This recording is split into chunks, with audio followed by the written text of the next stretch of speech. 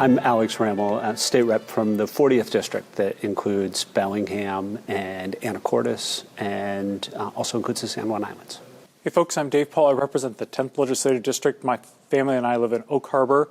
Also represent parts of southwest Skagit County and northwest Snohomish County, so the La Conner, parts of Mount Vernon, and Stanwood and Arlington. So we're here to talk today about the ferry system. One of the things you started when you joined the legislature, or restarted, was the Legislative Ferry Caucus. So we have a bipartisan, bicameral ferry caucus that Senator Loveland and I kind of reinvigorated, but wanted to bring more attention to ferries. And we've got ourselves a crisis right now for our ferry communities. We were seeing that start as early as 2019 and wanted to have more focus on the ferry system within the budget writing process. How is that crisis sort of materializing for folks on the ground in your part of the state? We already knew we had a aging workforce in ferries and in other parts of our transportation system. That was just accelerated during the pandemic, and you had folks retiring very quickly during the pandemic, folks in the engine rooms, that's very tight quarters.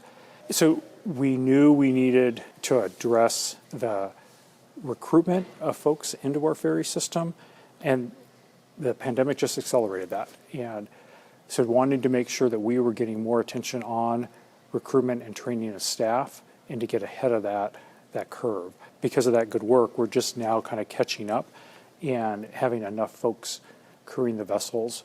We can't take our foot off the gas here because as soon as we do, we'll still have folks retire, and we'll fall right back to where we have the crewing levels that aren't enough to keep our ferries running. Those cancellations hit folks in my district especially hard. The San Juan Islands, you can't drive around to get there, right? And I hear from folks who are missing medical appointments on the mainland, or they just don't trust the ferry will be on time.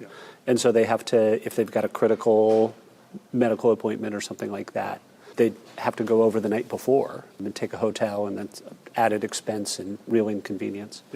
Maybe the most acute thing I heard, I think it's happened more than once, is high school students travel from one of the islands to the neighboring island for after-school sports, and then the last ferry of the day gets canceled. And parents have to mobilize and find somebody with a boat to go get the kids home. And it's a real challenge, and it really affects people's lives because there's no other alternative to go around. And sometimes if, for example, the delivery trucks aren't confident that they're going to be able to make all the stops and still catch the last ferry because the first ferry is delayed or canceled, or because they're worried the last ferry might be canceled, then the businesses can't get their deliveries. And that's affected the pharmacy. So there's all kinds of downstream impacts when the boats aren't on time or are canceled entirely. So we've got a tough budget year. What are you're talking to the budget writers in the House and the Senate, what are your top priorities for making sure that we're continuing to fund our ferry system? So you nailed it. We got to keep our foot on the gas in terms of the workforce. I think that's number one. Most of the vessel cancellations that we've experienced over the last few years are because we don't have the workforce. There's sort of a silver tsunami of folks who retired during COVID. And we knew that was coming and didn't plan ahead and have a workforce prepared to folks ready to come in and take over those positions. So we've got to make sure that we're backfilling and then also preparing for continued retirements that, of course, happen. So workforce is still number one, and that will help us maintain reliability in the medium term. Longer term, we absolutely have to get it right with maintaining and building our vessels.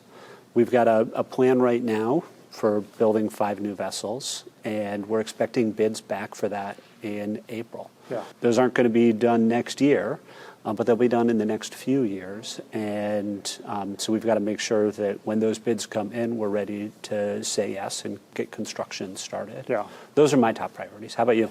I think the other thing I would add is on the maintenance and preservation of the vessels. Yeah, we saw a couple of ferries since we've been in the legislature that when they brought the ferries in for maintenance, there was so much rust and corrosion that they weren't able to fix those ferries. So we prioritized a couple of years ago adding a second shift to the Eagle Harbor maintenance facility. I think that has gone a long way to get boats back on the water when they have an emergency repair or doing that preventative maintenance. I think we got to continue that work. And the last budget, there was a proposed cut of almost $50 million on the maintenance of 7 vessels, and we worked really hard to make sure that that money was restored. We're looking at a couple more years before we start seeing new ferries on the water. We got to make sure the existing fleet is running well. Yeah, ounce of prevention, worth a pound of cure, for sure. Yeah. This is a problem that started 25 years ago when the state has been systematically underinvesting in our ferry fleet. Maintenances were skipped, years and years went by without building new vessels. We're really operating on a fleet that was built decades ago and was poorly maintained for the last 20 years. Yeah. And we got here with short-term thinking. We're not going to solve the problem with short-term thinking. And so I'm trying to remind folks that frustration right now is real and empathize with it. Yeah. And we've really got to make sure we keep our eye on the ball of building those new vessels and systematically building up that workforce. Yeah. And after we get those next 5 vessels built, I think our job in the legislature is to make sure we're building a new vessel every biennium. So we need 25 boats in our fleet. They last about 50 years. If we're building a new boat every 2 years, we're systematically replacing the fleet and keeping it running well. Yeah, I think we share that commitment. We inherited a problem, but we're not going to leave it for the folks who come after us. Yeah. It's great to work with you on this issue. You too. Thanks for taking the time to listen to us chat today. Please continue to send in your ideas and concerns so that we can help address those in the legislature. The stories that we hear from all of you help us do a better job of making the case to our colleagues for why investing in our ferry system is so important.